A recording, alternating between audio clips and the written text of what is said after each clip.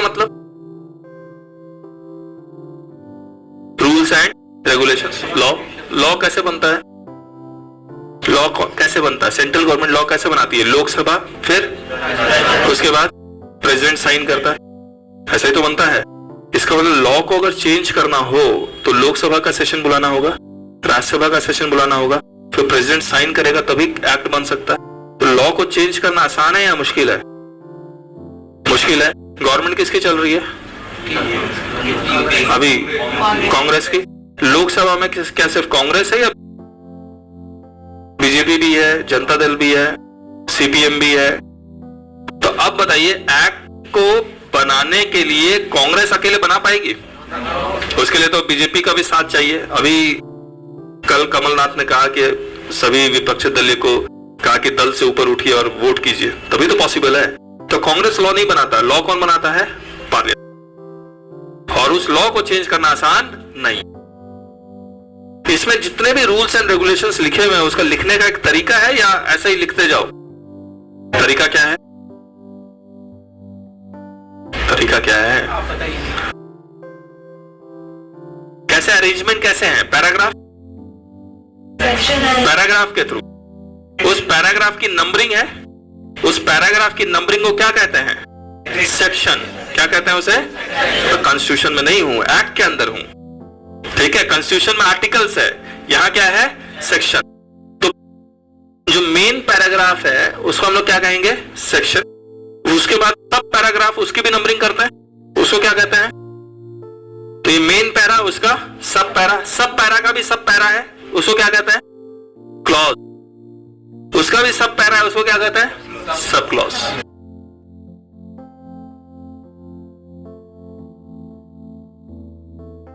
इसके बाद अब देखिए, section, sub section, clause, sub clause, दो चीजें और होती हैं। क्या क्या?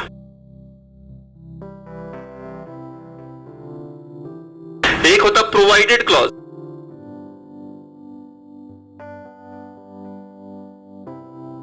क्या होता है ये प्रोवाइडेड क्लॉज? जब भी कोई एक्सेप्शन लिखना होता है तो वो कहां लिखेंगे? प्रोवाइडेड। तो जब भी वर्ड देखना प्रोवाइडेड लिखा हुआ है, इसका मतलब कुछ ना कुछ मेन पैराग्राफ में कुछ लिखा था सेक्शन में, उसका एक्सेप्शन बना रहा है। मान लीजिए लिखा हुआ रेट ऑफ टैक्स इज 10%, लेकिन अगर ये वाली इनकम है तो रेट ऑफ टैक्स 5%। तो जनरल रेट ऑफ टैक्स क्या है? अगर एक्सेप्शन में फॉल कर गया तो कितना है? 5%। वो एक्सेप्शन कहां लिखेगा? हमेशा प्रोवाइडेड क्लॉज में, हमेशा प्रोवाइडेड क्लॉज। तो जब भी वर्ड प्रोवाइडेड लिखा होगा तो आप समझ जाना क्या है? एक्सेप्शन। अब जब हमने किताब लिखी तो वहां पर हमने प्रोवाइडेड वर्ड को कम यूज किया है, हमने प्रोवाइडेड वर्ड को चेंज कर दिया, हाउएवर। कौन सा वर्ड यूज कर रहा हूं मैं? इंग्लिश का हाउएवर। वैसे टेक्निकल लीगल वर्ड क्या है? प्रोवाइड। तो प्रोवाइडेड क्लॉज, इट प्रोवाइड्स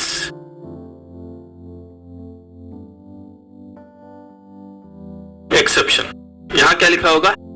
एक और होता है, इसको हम लोग कहते हैं एक्सप्लेनेशन क्लॉज।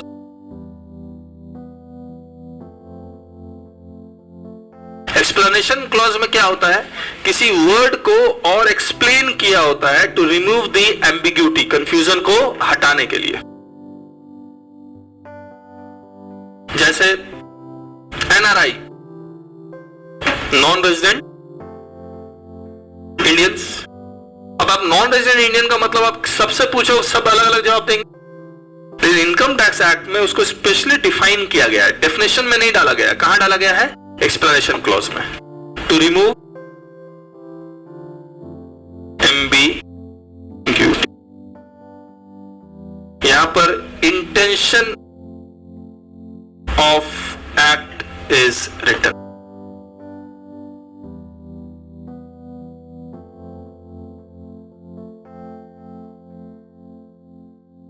मैं आपको एक्ट पढ़ना सिखलाने की कोशिश करूंगा अभी आप।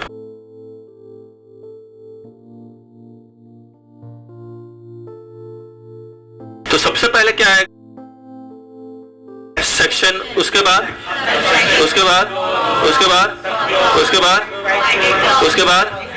Explanation clause. तो जो वर्ड्स हमने जितने भी वर्ड्स यूज किए थे, जैसे इनकम डिफाइंड है, टैक्स डिफाइंड है, असेसमेंट ईयर डिफाइंड है, प्रीवियस ईयर डिफाइंड है, रेट ऑफ टैक्स लिखा हुआ है, सब कुछ लिखा हुआ है, कहीं ना कहीं किसी ना किसी सेक्शन में लिखा हुआ है।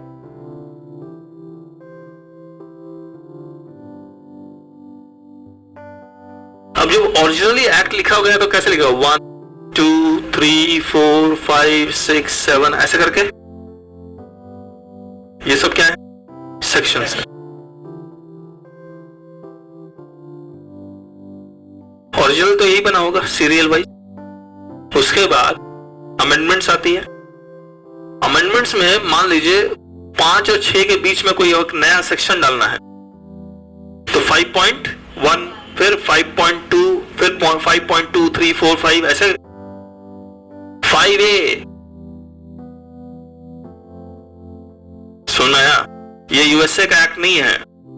यूएसए में ऐसे चलता है 1 2 फिर 1.015 फिर 1.016। तो पागल हो जाते हैं यूएसए वाले तो पढ़ पढ़ के। हम लोग में थोड़ा सा आसान है। कौन सा वर्ड यूज करता है, 5A।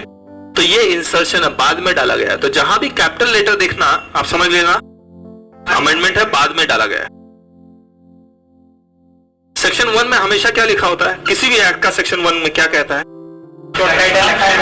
Scope of the act. Contract act का स्कोप बताइए, इंडियन कॉन्ट्रैक्ट एक्ट 1872 का स्कोप बताइए। It extends to whole of India excluding Jammu and Kashmir. इसका भी लिखा होगा, क्या लिखूं, इट एक्सटेंड्स टू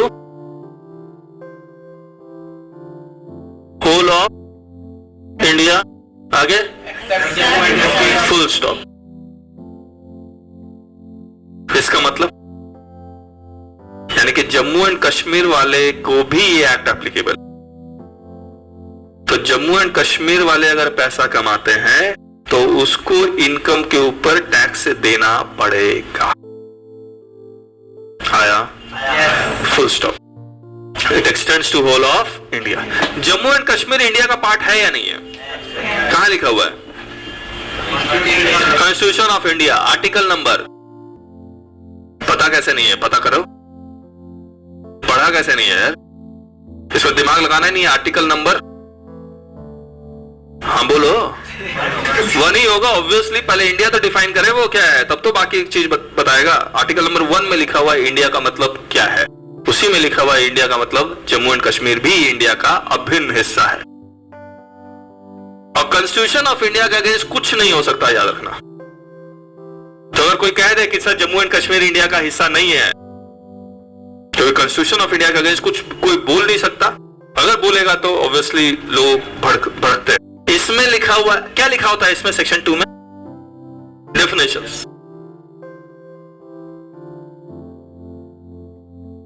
सेक्शन 2 में हमेशा किसी भी एक्ट का सेक्शन 2 क्या होगा, डेफिनेशन होगा। और सेक्शन 10 में क्या लिखा हुआ है, एग्जेम्पशन। क्या बोला तुमने, एक्सेप्शन नहीं, एग्जेम्पशन। एक्सेप्शन तो प्रोवाइडेड क्लॉज में है। सेक्शन 2 में क्या लिखा होगा, डेफिनेशंस। इसको मैंने सर्कल में नहीं डालते हैं। सेक्शन 2 में लिखा हुआ है डेफिनेशंस। अब जैसे ऐसे ही चलेगा 1A 2 3 4 5, ये सब क्या है, सब सेक्शन है। ठीक है, अगर सेक्शन 2 में कोई चीज डिफाइंड है तो देखिए 1A में क्या डिफाइन कर रहा है, ये एग्रीकल्चर इनकम डिफाइन कर रहा है, एग्जाम नहीं कर रहा है, याद रखना। एग्जाम्शन किस सेक्शन में है, सेक्शन 10 सबसेक्शन 1 में। अब देखिए कैसे एक्ट को पढ़ते हैं, लिखता है agricultural income is exempt. Section 10 subsection 1 क्या लिख रहा है, एग्रीकल्चरल इनकम इज एग्जेम्प्ट। अब पूछो किसी से सर एग्रीकल्चर इनकम क्या होता है, ये कौन बताएगा, जो यहां डिफाइंड। तो एक राशन बेचने वाला क्या, जो चावल गेहूं बेचता है, वो क्या वो एग्रीकल्चर इनकम कमा रहा है, बोलो सर इसको देखना पड़ेगा सेक्शन 2 सबसेक्शन 1A में। तो जब मैं आपको पढ़ाऊंगा, जब एग्रीकल्चर इनकम का चैप्टर करवाऊंगा, तो मैं वहां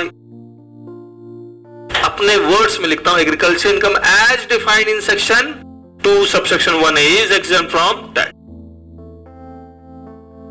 तो अगर सेक्शन 2 में कोई चीज डिफाइंड है और पूरे इनकम टैक्स एक्ट, मान लीजिए सेक्शन 2 सबसेक्शन 1A में क्या डिफाइंड है, एग्रीकल्चर, पूरे इनकम टैक्स एक्ट कहीं भी वर्ड यूज किया हुआ है एग्रीकल्चरल इनकम, तो आपको कौन सा सेक्शन देखना होगा? सेक्शन 2 सबसेक्शन 1 आया। अब आप देखिए, डेफिनेशन तो यहां भी है, एक्सप्लेनेशन क्लॉज में भी डेफिनेशन ही होता है। To remove ambiguity it defines certain word.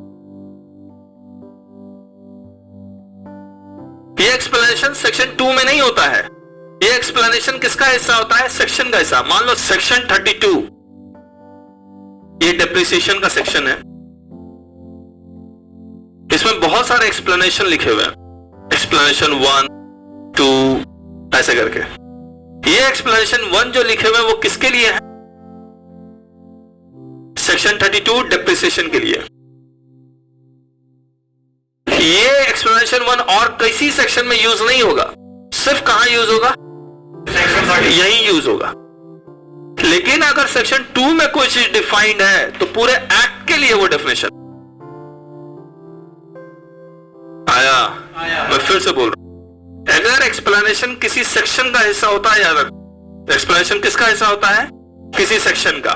लेकिन ये जो सेक्शन 2 वाला डेफिनेशन है वो किसका हिस्सा होता है? एक्ट का। किसका हिस्सा होता है? एक्ट का। तो अगर एक्ट में कोई भी अगर सेक्शन 2 डिफाइंड है, एक्ट में कहां है? सेक्शन 2। सेक्शन 2 सबसेक्शन 1 क्या डिफाइन करता है? Agricultural income. अब पूरे एक्ट में जहां जहां वर्ड एग्रीकल्चरल इनकम लिखा हुआ है आपको सेक्शन 2 सबसेक्शन 1 ही देखना है। एक्सप्लेनेशन किसका हिस्सा है? सेक्शन का। तो अगर एक्सप्लेनेशन 1 है सेक्शन 32 का तो वो किसके लिए यूज होगा? सिर्फ 32। ये एक्सप्लेनेशन सेक्शन 35 में भी हो सकता है, इसका नाम भी एक्सप्लेनेशन 1 होगा, लेकिन ये एक्सप्लेनेशन 1 किसका हिस्सा है? सेक्शन 35 आया। तो अब मैं जब आपके साथ जो मैं आपको अपनी किताब दूंगा उसमें कहीं कहीं लिखा होगा एक्सप्लेनेशन, कहीं डेफिनेशन सेक्शन 2, तो आपको समझ में आना चाहिए उस वक्त।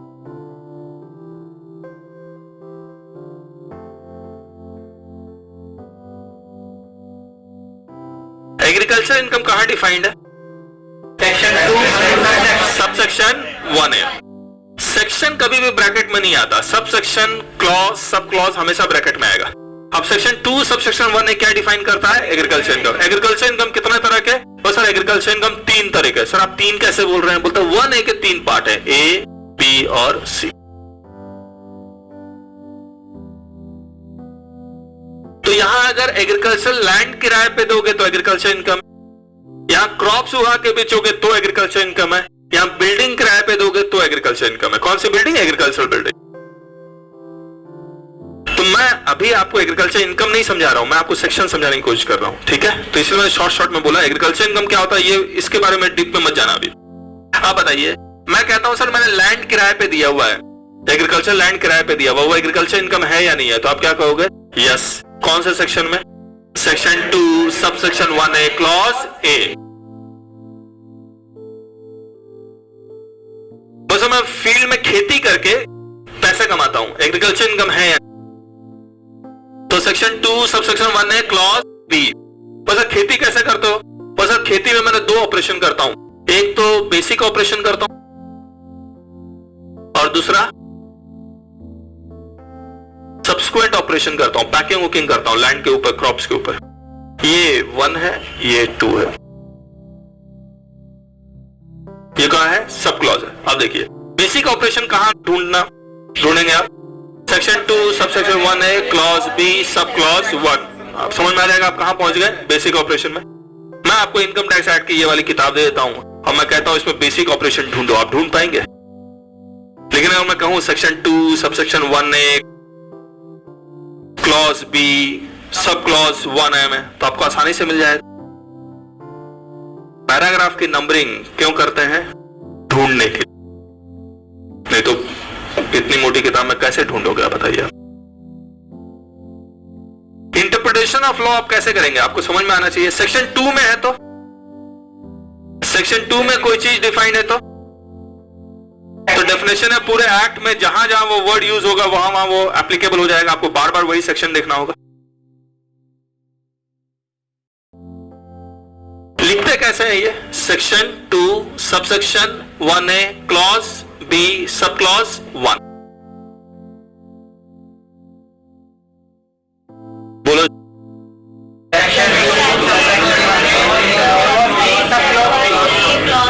बात बताइए, यहां ए कैपिटल, यहां बी, उल्टा भी तो हो सकता है कि ऐसा ही, यही होता ही है, ऐसा ही होता है। कैसे? जब भी कोई लेटर अकेला हो, ये बी अकेला है, किसी के साथ है तो डरा हुआ है, इसलिए छोटा हो गया, और ये ए 1 के साथ है तो चौड़ा हो गया। तो आपको कैप्स में लिखना है या स्मॉल में लिखना है? नंबर के साथ है तो कैप्स में लिखना, अकेला हो तो स्मॉल लिखना, बड़ा सिंपल सा रूल है। दूसरा 2, ये भी मान लीजिए 2 है, ये भी 2, ये भी 2। ये कौन सा लैंग्वेज है? इंग्लिश, ये रोमन। अब क्या लिखोगे? इंग्लिश या रोमन? ये देखिए सेक्शन में तो कभी भी रोमन नहीं आएगा, लेकिन यहां रोमन आ सकता। ये आपको पता नहीं लगा, ये मैं आपको बताऊंगा। इसको एक बार बोलो तो इसको क्या बोलोगे? Section sub clause 2। तो मैं इसको 2i बोल दूंगा तो आप रोमन में लिख लेते। अगर मैं 2 बोलूंगा तो इंग्लिश में लिख लेते। तो जब भी मैं चाहता हूं आप रोमन में लिखें तो मैं आई वर्ड यूज करता रहूंगा, जैसे 5i, तो ये मत लिख लेना V। तो मैं कम्युनिकेशन को स्मूथ करने के लिए मैं हर जगह आई वर्ड यूज करूंगा, कहीं V, कहीं V1 ऐसा नहीं बोलूंगा, सीधे आई बोल दूंगा, आपको समझ में आना जाए। आई मतलब V, रोमन आया। अगर लिखो तो अब मैं बोलूंगा, आप लिखना है सेक्शन, ठीक है? लिखिए section 234A, 34A, section 234A लिख लिया।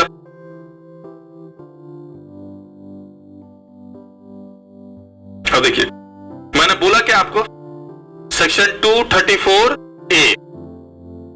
कुछ लोगों ने देखिए क्या लिखा, सेक्शन 2 ब्रैकेट में डाल दिया 34A, तो ये तो सेक्शन 2 सब सेक्शन 34A हो गया। मैंने सब सेक्शन बोला, फिर दिमाग क्यों लगाया आप?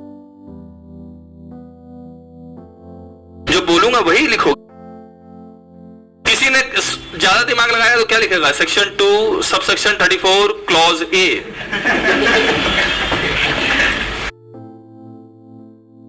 अच्छा हुआ ये नहीं लिखा किसी ने section 23 sub section 4 clause A। तो मैं जो बोलूंगा वही आप समझिए और वही लिखिए। लिखिए सेक्शन 271 सबसेक्शन 1 क्लॉज C लिखा, और सबने सही लिखा है। सेक्शन 271 सबसेक्शन 1 क्लॉज C सही है। अब तो होगा ही होगा, एक और लिख लो, टाइम पास होगा।